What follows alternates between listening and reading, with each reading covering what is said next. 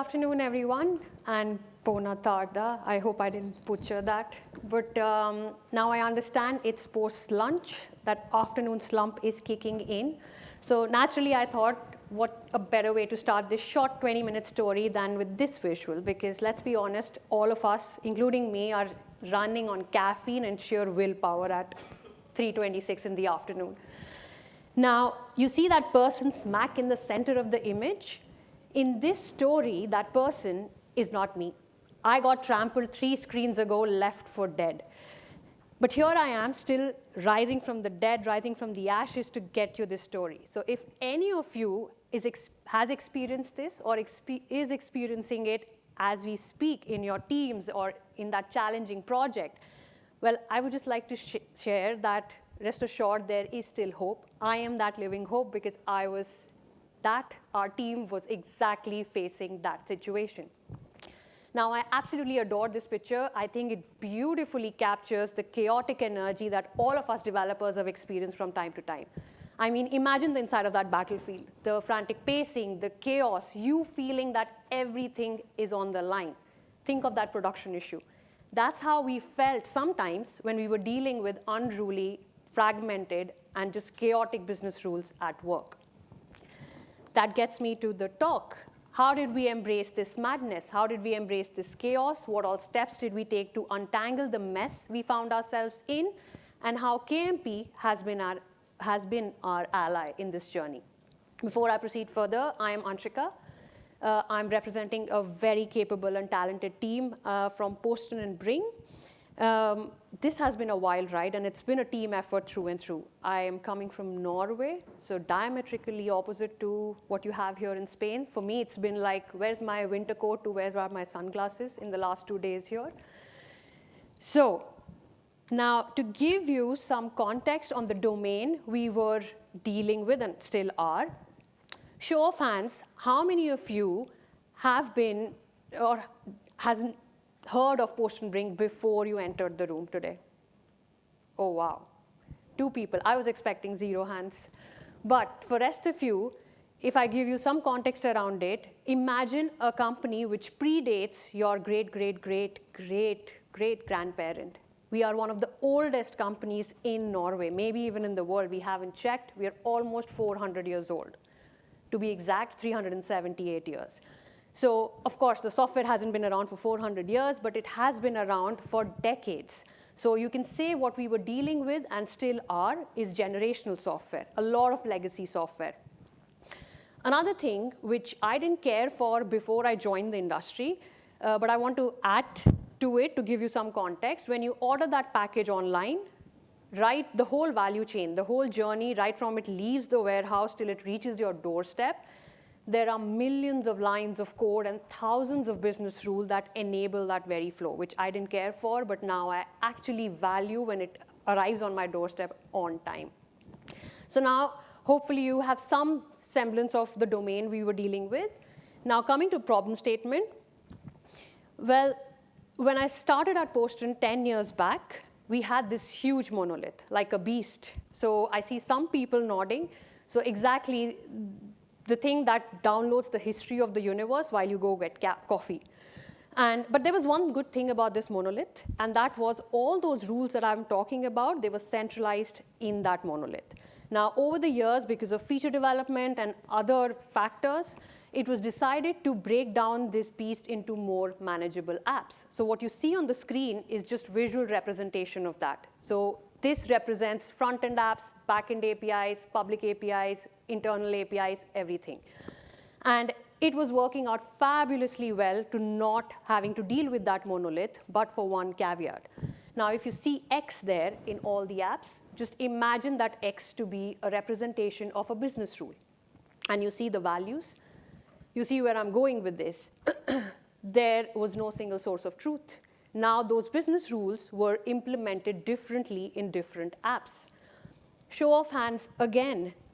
How many of you has been that person sifting through millions of lines of code trying to understand what on earth is this code base doing? And how many of you have been that person who's cursed the predecessor or the developer who's written that code? More hands. And rightly so. All of us do that. But I read a blog post from JetBrains where it said that 60% of our time, of a developer's time, is spent on understanding code. More than we spending time on writing new piece of software, we are spending all our time understanding what our predecessors have done. And that was one of the biggest challenges with this setup, apart from, of course, no traceability. And I'm not talking about just production issues and bugs. Like a simple request from our product owner asking us, hey, how is this rule implemented in our public API? We were spending hours debugging this flow only to realize that, hey, this rule is implemented differently in different apps. So you understand the developer pain. And there were some business consequences as well.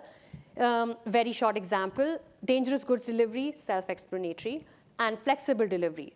These are two services we offer. Flexible delivery is you calling in saying, I'm not home, dump it in my backyard, on sidewalk, or in front of my door.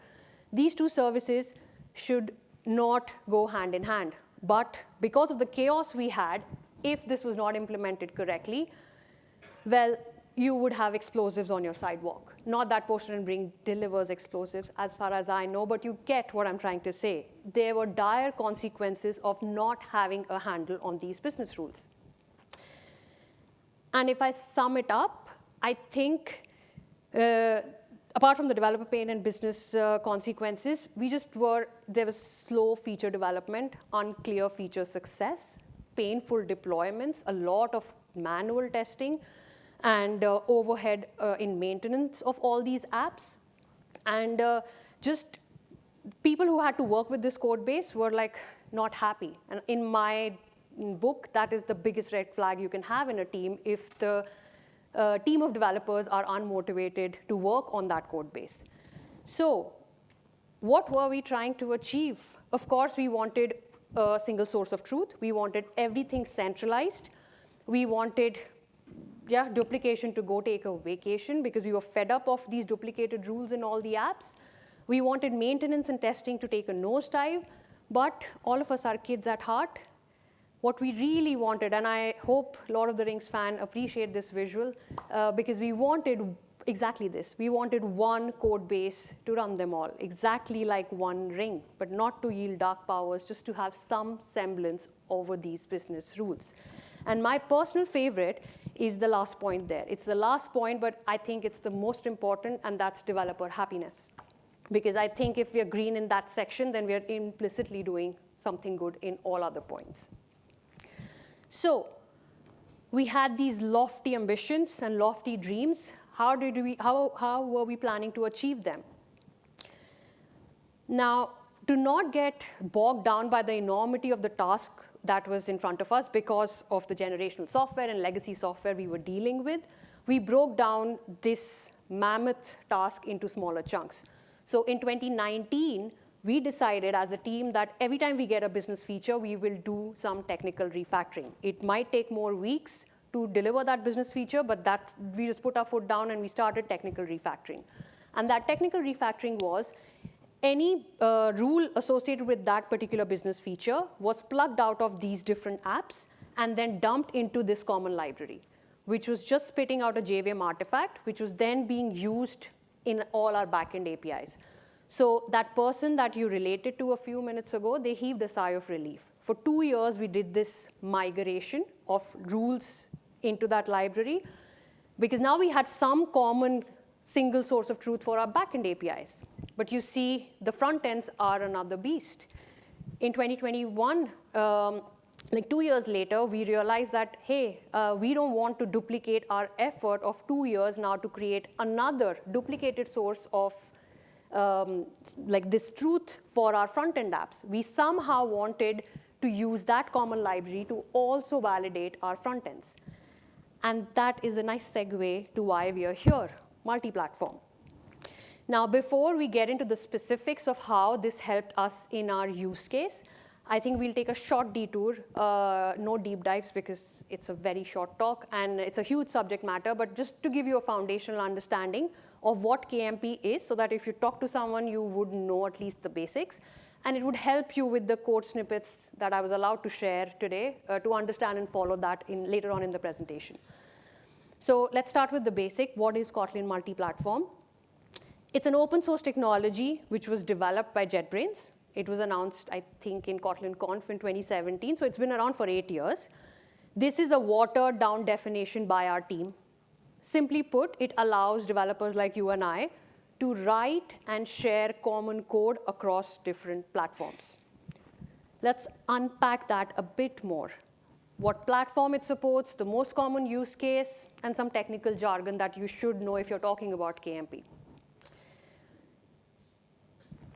Now, the platform we are using it for is the server side, that's JVM, and JavaScript.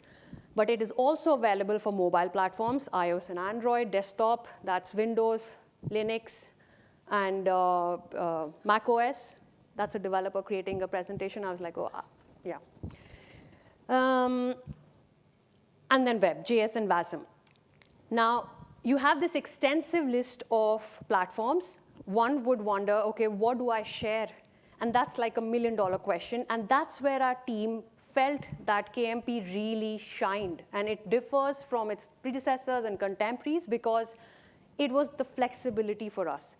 I'm reiterating because we were dealing with legacy software. We could not commit to a full-scale migration. Nobody would have given us money and resource to do that. And KMP really helped us there because you're not required to do a full-scale migration. You can choose how much and when you want to share which layer. It's not a zero-sum choice. It's not a binary decision. It's not all or nothing. And I'll talk about it a bit more, and then it'll be clearer. Now, like I said, we are using it for front-end and back-end apps. But the most common use case that this technology is being used for today in 2025, 8 years later, is mobile platforms. And the reasoning is very logical because Kotlin, even though it has seen like a steady rise as a server-side language, it's still predominantly used in mobile development. Before I proceed, again, show of hands, how many mobile developers in the room? OK, few. I am not one, but I understand these architectural layers. I'll just rush past it. Data core is you fetching data from either a database call or like a network call. Business domain is what I've been going on and on about. Presentation UI, you just clicking on views. Now, without KMP, suppose you're tasked with creating an app for these 3 platforms. You will have 3 code bases written in 3 different tech stacks. Imagine the amount of overhead and maintenance of these 3 apps, and you'll have 3 different teams testing exactly the same thing. The business logic would be same. The UI would be almost the same. It's just the technology behind it is different. With KMP, you can start small. You can start with business domain layer, just fraction of it. You don't even have to share the whole layer. You can gradually move on to data core. And if you're very adventurous, you can also share your presentation layer. Now, with KMP, you still have to write the UIs natively. So you will have to use Swift UI for iOS and Jetpack Compose for Android, and so on and so forth. And you see a progression here. And I'm reiterating again that more is not necessarily good. You're not required to share all the layers with KMP, but you can. You do you. Whatever you feel is enough for your project, you start there. And you said, like I said, UI is still written natively. I added this because our team feels this is a very ambitious project by JetBrains, where they have taken Jetpack Compose for non-mobile platform developers. It's nothing but you writing UIs in Kotlin in a declarative approach. And this was Jetpack Compose was developed by Google. What JetBrains has done, they've taken Jetpack Compose, created this framework on top of that, which extends the capability to write UIs in Kotlin to iOS and web and desktop as well. It's still an experimental stage, but in theory, you can have one code base written in Kotlin, and then you can run it on all different platforms. And of course, the platform-specific logic, for obvious reasons, will still be written natively. You can't have that in the common library. Now, some technical jargon. Now, naturally, your eye would be drawn to that shared module. This is a very common, project structure of a KMP library. So you see common main. These are just packages. So source sets or modules is just packages. It's just a fancy name. But common main, iOS, JVM main, you have common main, and then you have platform-specific source sets. So I'm just, in example, it's iOS and JVM, but you can have JS main, you can have Android main, and so on and so forth.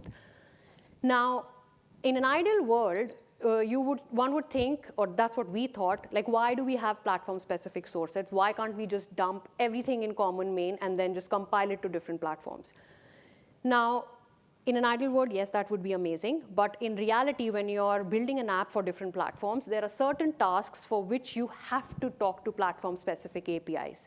And Kotlin compiler, by principle, will not allow you to write like calling those platform-specific functions in common main, because common main needs to compile to all the platforms. So for that, you have to have platform-specific source sets where you dump all that platform-specific dependencies in. And how do you achieve the dynamic between the two? It's through expect and actual mechanism. Let me give you an example and it'll be a bit more clear. For example, you're given a task that you want to fetch the underlying operating system of the app that you're running on, like the platform that you're running on. Then you will declare the platform agnostic function in common main with the keyword expect. And expect is basically expecting an actual implementation of that declaration in the platform-specific source sets. So that's iOS, and this is Android, where we are calling actual APIs of those platforms to fetch the underlying operating system of the app on which platform is it running. And if you're using like IntelliJ or Fleet, this will actually give you a compile time error if there is a declaration there and there is no implementation implemented. Now, targets is another keyword that you should know if you're working with this. It's nothing but a developer like me writing that predefined DSL in that Kotlin block. This snippet is from a Gradle build script. This is basically telling the compiler that you need to build this project into like the JS, JVM, Linux. So you will get the JVM class files, JS files, and native binaries when you compile this project, which you can then run on different platforms. Now, to summarize this short deep dive on steroids, I would really recommend to go read the case studies there. It gave us a lot of confidence to see some of the names that we use every day in our day-to-day life. Seeing them use KMP gave us the confidence in 2021 to start at least the POC here. And that's when it took off. And all the visuals are from official JetBrains blog post. And another thing that I really liked was that metric, which layer, like which architectural layer is the most commonly shared layer. That is data validation and serialization. So like I said, go check out the case studies because it's not just our problem. You might find some use cases which resonate with you there. OK, let's dive into the code. I fear demo gods, so no demos. But I'm going to share some of the snippets that I was allowed by my employer with you. Now, if I was sitting there, I would have been like, OK, you're blabbing about this. But if I want to go and start a POC, how do I get started with KMP? It's very simple these days. You go to kmpjetbrains.com, and you get a wizard or a template. It was difficult back in 2021 because we had to manually structure the project. But now it just gets everything. You get everything out of the box. So you basically tell the template that which platform you're building that project for, and boom, you get a project structure.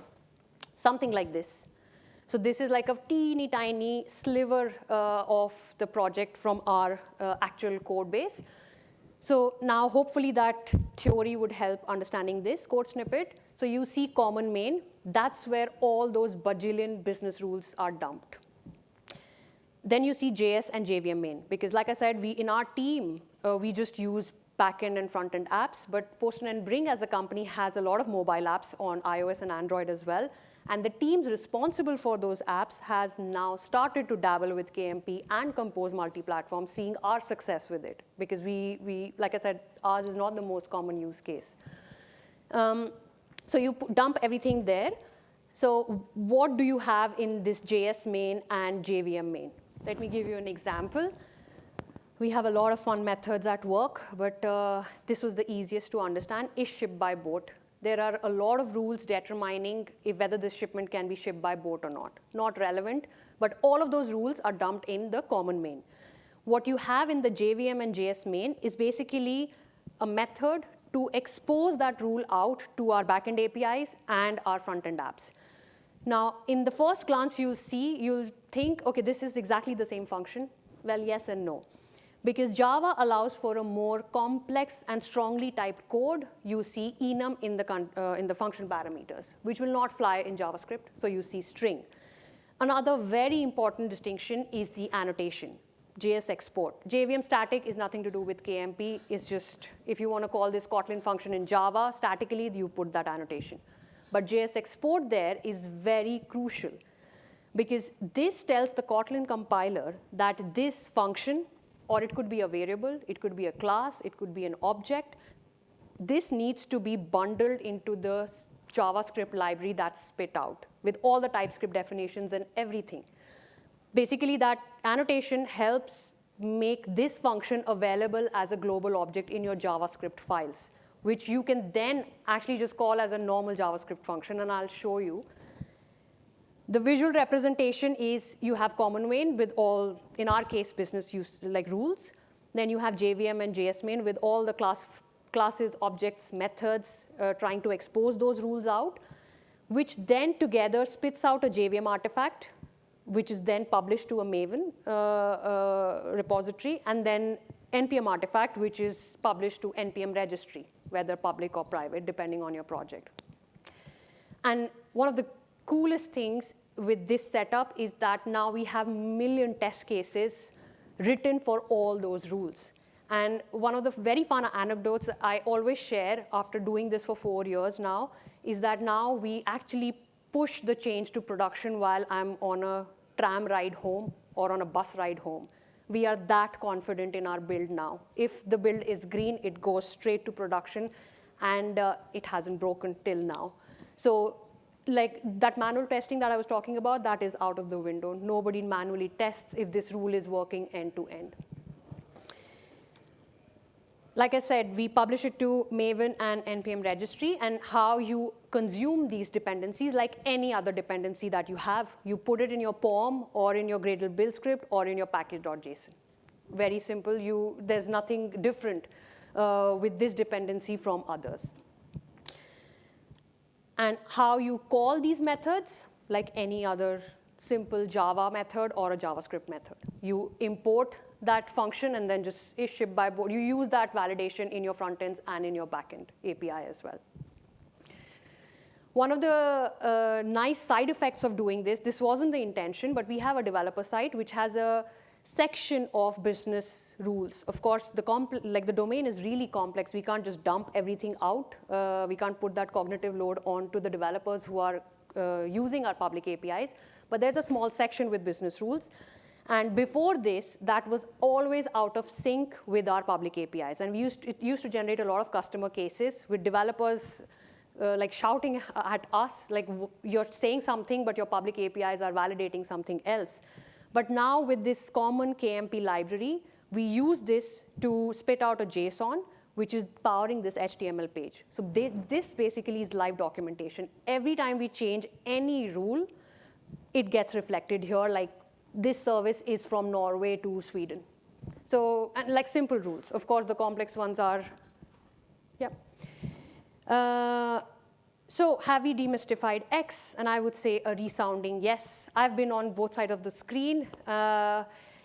We have joy in our heart now and color in our life, and I mean it. I really like coming into work and like working on this, but is it all sunshine and rainbows and unicorns? No. This is me ranting at someone on Slack and raising a PR because there is still a lot of work left. Like I said, we couldn't do a full-scale migration, so it's 4 years, but just imagine a garage cleaning. There's one persistent box always left that needs to be cleaned. So there's still some trek left, but at least we're not wandering aimlessly now. We know where we want to go. Okay, and last takeaways. I think we did really well on what we set out to achieve. Like you see on the slide, everything with manual testing going out of the window and centralized rule set. Everything is there. My favorite is making our product owners self-sufficient. And I'm going to briefly tell you about that because remember that anecdote I told you that our product owners were asking us, how is this rule implemented? And it was taking developers hours to debug this setup. Kotlin, with everything in Kotlin, our product owners are rock stars. They have GitHub accounts. So every time they ask us, how is this implemented or how is this rule working, we share that Kotlin file with them. And they can read the code. Kotlin is intuitive, it's concise, and it's readable. This has really improved our relationship with our product owners. And they sometimes create pull requests as well, which is really cool in my opinion. Some bumps on the road. Like I said, this technology has been production ready in 2023. We started using it in 2021. So of course, there was hesitancy in the beginning, but kudos to our tech lead who at least allowed us to do the POC. And mind you, this is powering some of the most critical apps for our company, which brings in a lot of revenue. And we are really happy with this. But because it was experimental in the beginning, we were on our toes. We had to ensure that all the deprecated methods were going out, but that's not the case right now. I'm talking about when we started in 2021. And there was some, mindset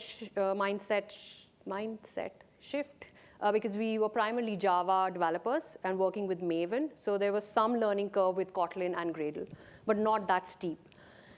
And yeah, piggybacking technical changes, because you would, I don't know how many of you are aware of that, but what's in it for me?